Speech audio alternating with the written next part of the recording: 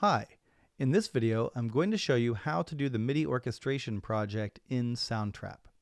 So as a reminder, you need to use the link I sent you earlier in the year to log into Soundtrap through the Music First Classroom.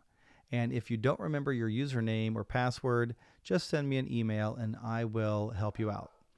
So I'm going to click Login, and then I'm going to go to the Software tab and choose Soundtrap. Next, I'm going to click Enter Studio. And I'm going to make a music project.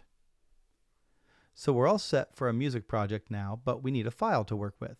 So I'm going to open a new tab and just search for MIDI files. A lot of websites will pop up where you can find free MIDI files.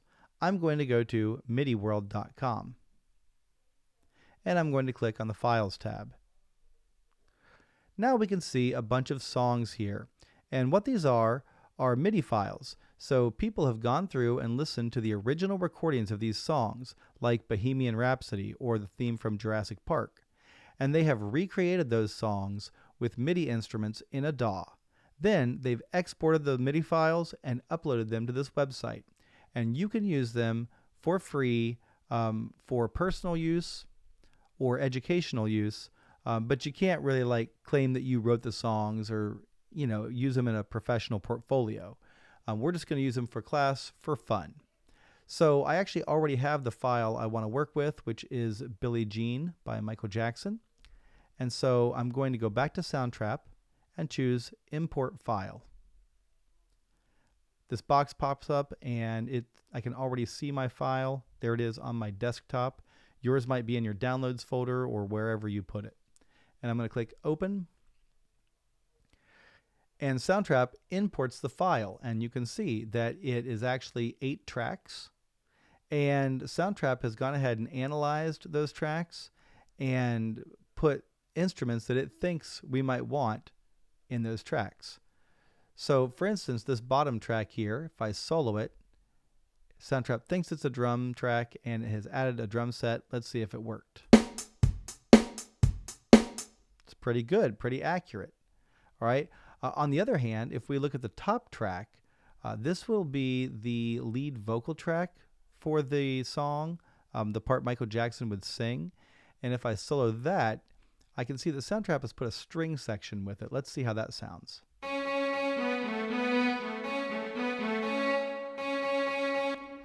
I mean, that's okay, it works, but it could be better. So I want to change that sound. So I'm going to click on the icon here at the track header, and I can see the library here. I'm going to click on that, and I can see all the other options I have. And I'm going to go to maybe synths, and then choose from a subcategory leads. Leads are what would usually play a melody. And I'm just going to choose one of these leads in here, and maybe it will make a better instrument sound than the string section. I'm going to choose blind lead. Double click it to load it up, and now we can listen to that.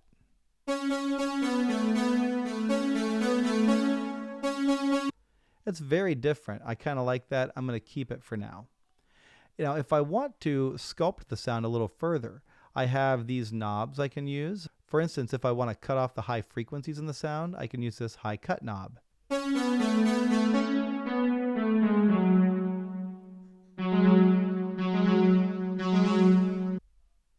If I want to add more effects, I can click the Effects button and then go to Add Effect and go to the Effects Gallery. I could also adjust the amp properties here, a little EQ, bass treble action, add some reverb, panning, volume, etc. Basically similar controls to what's out here. Now that I know that this is the main melody, I'm going to rename the track by clicking on the 3 dots and choosing Rename. And I'm going to call this Lead Melody. Down here, we're on this drum track where it says Clean Black, because that's the name of the drum kit. I'm going to click the 3 dots and choose Rename and rename it Drums. And I don't have to keep that same kit.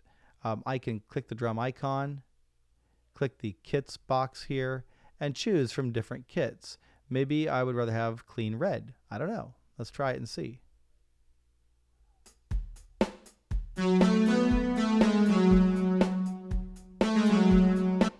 All right, so your job will be to go through these tracks one at a time and listen to them, and then choose an appropriate sound for that track and rename the track to identify, what the track is supposed to be. Like maybe this is some kind of background melody or counter melody or something. If I can type. Whatever. Okay, and you don't have to use the Billie Jean file. You can use whatever MIDI file you want. Your MIDI file needs to be at least 8 tracks when you import it. It's really hard to tell how many tracks there are on some of the files, so just import it. If it's less than 8, choose a different one. If it's like 100 tracks, you don't have to do all of them. I would choose a smaller song. After you're done with everything, you're going to save it. You're going to go to File, Export the project as an MP3, and after it mixes, then you're going to email that MP3 to me. You also need to email me screenshots. So I would take a screenshot of this however you can. Please don't take a picture with your phone of the screen. Take an actual screenshot. And you can do that on a Windows, a Mac computer, or a Chromebook. You just have to look up the key command for your particular computer. On a Mac, it is Shift Command 3. I also want to see some of your instruments. So for instance, this lead melody, I'm just going to click the icon and bring it up. I can see it says blind lead there. I can see some of the controls. Screenshot that.